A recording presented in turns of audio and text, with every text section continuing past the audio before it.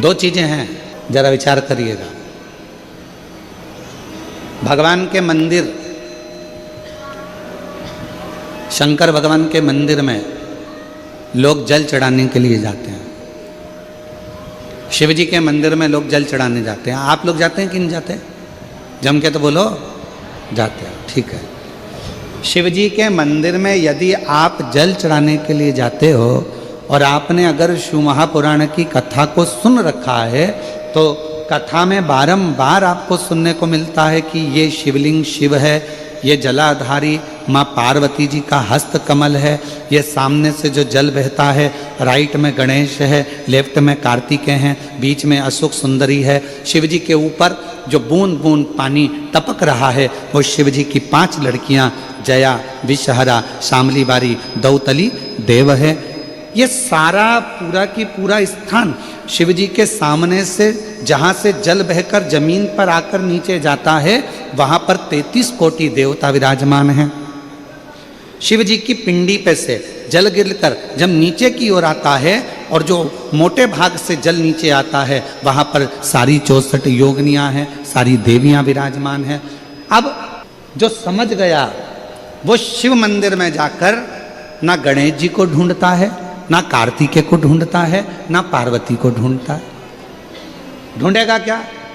जम के बोलो जरा। नहीं, ना वो कार्तिकेय को ढूंढ रहा है, ना वो श्री गणेश जी को ढूंढ रहा है, ना वो पार्वती को ढूंढ रहा है। अब जिसके दिल में ही शिव नहीं बसा है, जो भगवान शंकर को जान ही नहीं पाया, वो मंदिर में जाकर क्या करता है? 1 लोटा पानी लेगा, शंकर जी पे भी चढ़ा देगा, उसी पानी में से गणेश जी को भी चढ़ा देगा, उसी पानी में से पार्वती जी को भी चढ़ा देगा, उसी पानी में से कार्तिकेय जी को भी चढ़ा देगा। अरे भैया, अगर शिव महापुराण की कथा सुनी है तो शंकर की कथा में आता है, जहाँ शिवलिंग है, जहाँ शंकर विराजमान है, वहाँ जल पूर्ण समर्पित कर दो, सारे देवताओं में अपने आप पहुँच जाता है। उसको देना नहीं पड़ता, उसको पहुंचाना नहीं पड़ता। और ये गलती बहुत सारे लोग करते हैं। आप लोगों से निवेदन है, शिव जी के मंदिर में अगर जल चढ़ाने जाना है आपको, तो पार्वती मैया को अलग से जल नहीं चढ़ाना, कार्तिकेय जी को अलग से जल नहीं चढ़ाना, गणेश जी को अलग से जल नहीं चढ़ाना।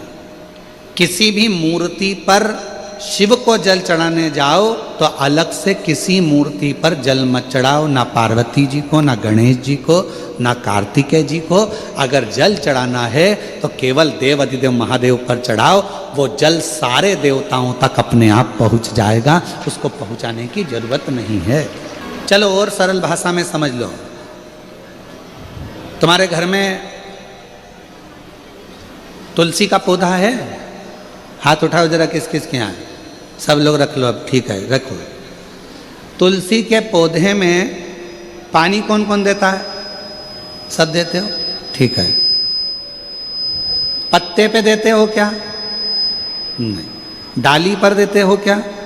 नहीं। मंजरी पर देते हो क्या? तुलसी में पानी कहाँ दिया जाता है? तुलसी की जड़ में।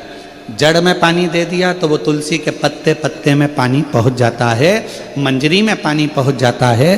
वृक्ष की जड़ में पानी दे दिया तो वो पानी सब दूर, फल में, फूल में, डाली में, पत्ती में, सब जगह पर वो पानी पहुंच जाता है। उसी तरह जैसे जल जड़ में दिया जाता है, पानी जड़ में दिया जाता है, तो वो सब जगह पहुंच जाता है। उसी तरह शिव मंदिर में केवल शंकर भगवान पर जल चढ़ाया जाता है तो वो सब देवताओं तक पहुंच जाता है,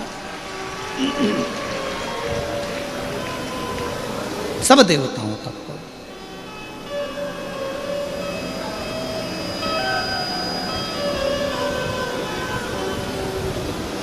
और शंभु शरणे पड़ी, मांगू घड़ी रे घड़ी, दुख काटो दया करी न दर्शन आपो।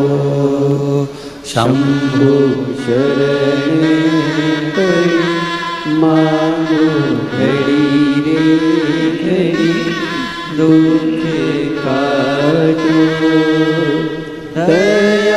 કરીને દર્શન આપો શંભુ શરણે પડી માંગો ઘડી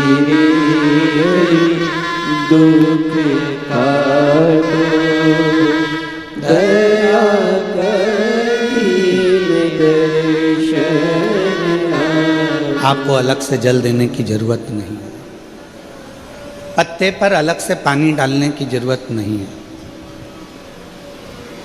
डाली में अलग से जल देने की जरूरत नहीं है। केवल जड़ में पानी दीजिए, फूल में, पत्ती में, फल में, सब जगह पर वो पानी पहुंच जाता है। उसी तरह अगर जल देना है तो शंकर जी के मंदिर में कभी भी जाओ, ना पार्वती जी को पानी चढ़ाना, ना गणेश जी को पानी चढ़ाना, ना कार्तिकेय जी को पानी चढ़ाना। अगर लोटा भर के जल चढ़ाना है तो किस पे? महादेव पर चढ़ाना, शिव। गलती तो नहीं करोगे? बोलो तो जम के। कहाँ जल चढ़ाओगे? शिव जी पर।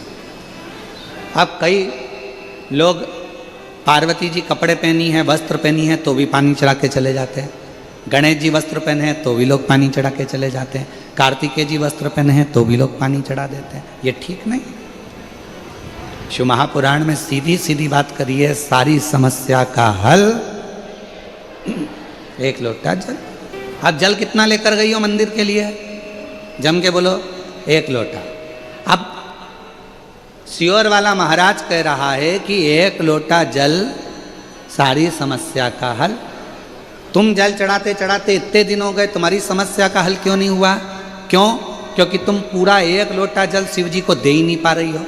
आधा जल इधर चढ़ा दूं, आधा उधर चढ़ा दूं, आधा उधर चढ़ा दूं, आधा इधर चढ़ा दूं, तो तुम्हारा तो कहावत ही आदि हो गई कि आधा लोटा जल। वो तुम्हारी तो कहावत ही आदि हो गई।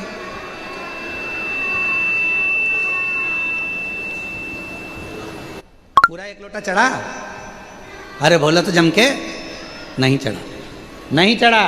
इधर पार्वती जी को चढ़ा दिया, गणेश जी को चढ़ा दिया, कार्तिकेय को चढ़ा दिया, और फिर शिव जी को जल चढ़ा रही है। या शंकर जी को चढ़ाने के बाद थोड़ा सा बचा कर इधर भी चढ़ा दूं, उधर भी चढ़ा दूं, उधर भी चढ़ा दूं, मन में रख लिया बचा कर।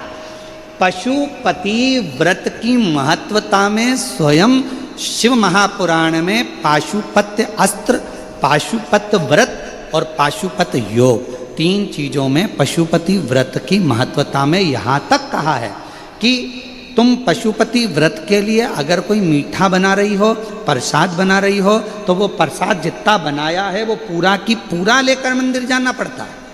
बोलो सही है कि गलत है? कढ़ैया में, भगोनी में जितना प्रसाद, हलवा बनाया, खीर बनाई, जितनी बनाई है सब लेकर जाओ, छोड़कर नहीं जा सकते। अगर आधा प्रसाद कढ़ैया में छोड़ दिया और आधा लेकर गए हो तो प्रसाद के 2 हिस्से हो गए। भगवान पशुपति व्रत को स्वीकार नहीं करेगा, वो स्वीकार नहीं। बनाओ उतना जितना मंदिर में लेकर जाना है, बनाओ उतना जितना परमात्मा के दरवाजे पर लेकर जाना है। अब हमने क्या करा, बना थोड़ा ज़्यादा लिया, आधा रख दिया घर वालों के लिए, बच्चे खा लेंगे इसमें से, पति को दे दूंगी इसमें से, और आधा प्रसाद ले गई मंदिर, मंदिर में ले जाके 3 हिस्से कर दिए। अब विचार करना, मंदिर में ले जाने से पहले प्रसाद के 2 हिस्से हो गए, आधा तो तूने घर में छोड़ दिया, आधा मंदिर में लेकर चली गई, फिर वहाँ पर जाकर 3 हिस्से हो गए, तो कुल मिला के हो गए 5 हिस्से। तो मतलब ही क्या हुआ फिर उस प्रसाद का? और फिर क्या कर रही है? मैंने 4 बार पशुपति व्रत करा गुरुजी, पर ना जाने क्या ऐसा योग बना कि भगवान मेरी सुनता ही नहीं है।